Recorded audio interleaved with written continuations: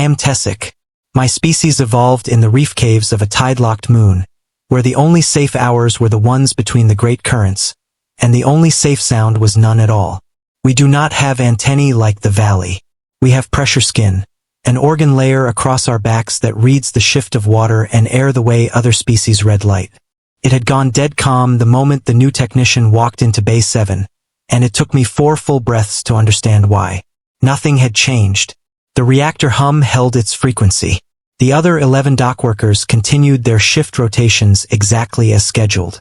Supervisor Orn was mid-instruction, 4 of his 6 arms gesturing over a cargo manifest. Everything was precisely as it had been a moment before, except now there was a new organism standing in the loading bay doorway, and my pressure skin had not registered its arrival. That was the first wrong thing.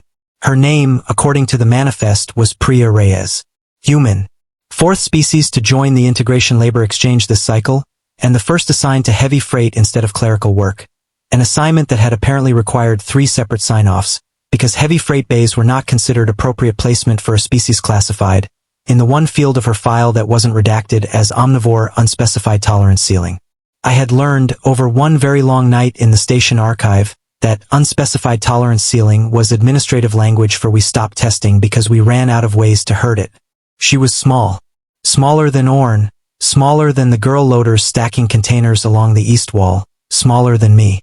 She wore the standard exchange issue coveralls, sleeves rolled to the elbow, and she carried a battered thermal mug that she set down on a crate the moment she arrived, like she intended to stay a while. Orn assigned her to the manual override station, the post nobody wanted, where a jammed containment clamp had to be freed by hand before the automated systems would re-engage. It was rated for 3-person effort. It was, by unspoken agreement, where you put someone you expected to fail quietly and get reassigned by lunch. She looked at the jammed clamp for 6 seconds. Then she planted her boots, gripped the release lever with both bare hands, and pulled.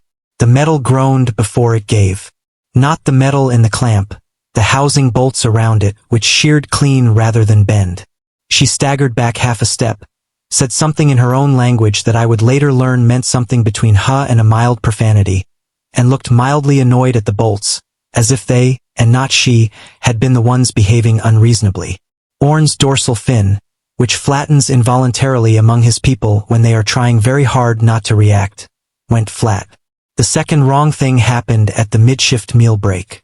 Human physiology, according to the exchange briefing packet, required food more frequently and in smaller portions than most galactic norms, owing to what the packet called an unusually fast-burning metabolism relative to body mass.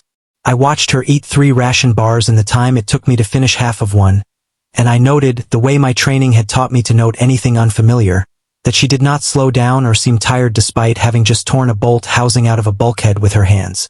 She caught me watching. She smiled. Closed-mouthed, small, the kind of smile designed to take up as little space as possible, and said, "First day. Bit of an audience, huh?" I did not know how to answer that honestly, so I said nothing, which she seemed to expect. She had clearly had this kind of silence before. By the 3rd shift, word had moved through the dock the way word always does, not through any official channel, but through the particular hum of people who have all separately noticed the same impossible thing and are waiting to see who says it first. The clamp housing had been logged as a material fatigue incident, which satisfied no one who had actually watched it happen. Then came the coolant leak. It was not a large leak. A seal on the number 3 line had degraded and superheated coolant vapor, harmless in trace amounts to most species, but instantly lethal to girl respiratory tissue in concentrated form. Began venting into the confined space between 2 stacked containers where a girl loader named Bask had been working, unaware, headphones on, back turned. I smelled it before the alarms caught it. My pressure skin read the temperature differential a half second before the automated systems did, and I opened my mouth to shout a warning that would have arrived, at best, at the same moment as the alarm klaxon, too late for Bask, who was already reaching for a control panel directly in the vapor's path. Priya was already moving. I did not see her decide to move. I only saw the aftermath of the decision. Her thermal mug abandoned mid-fall, her body already 3 strides into a sprint that closed 11 meters of open deck faster than anything with her leg proportions should have been able to manage.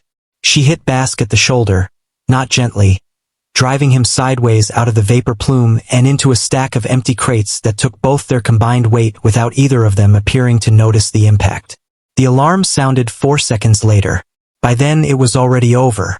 Basque, dazed and confused and completely unharmed, asked her what in the reef's name that had been about. Priya, breathing hard, one knee scraped open from the crates, said only, "Vapor, wrong color, sorry about your shoulder," and then sat down rather abruptly on the deck plating because, I understood later once I had learned the word, the chemical her body produced for exactly this kind of moment was already burning off, and the crash after it left her hands shaking for almost a full minute. Supervisor Orn arrived at a dead run.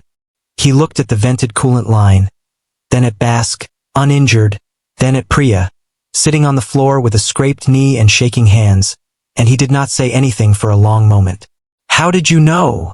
he finally asked. Before the alarm, Priya looked up at him, and for a moment the careful, small, doesn't take up space expression dropped away, and what was underneath it was older than her 16 recorded years should have allowed for. "Where I'm from," she said, "you don't wait for the alarm. Things that wait for the alarm don't get to have kids." I sat with her that evening, in the break room that the rest of the crew tended to leave once she entered it. Not from unkindness, exactly, but from the same instinct that makes any organism give a wider berth to something its ancestors could not have survived meeting. She didn't comment on it. I don't think she'd expected anything else.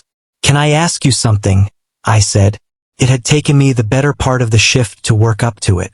"You've been not asking it since I walked in," she said. "Go ahead. Why heavy freight? You could have taken clerical. Easier.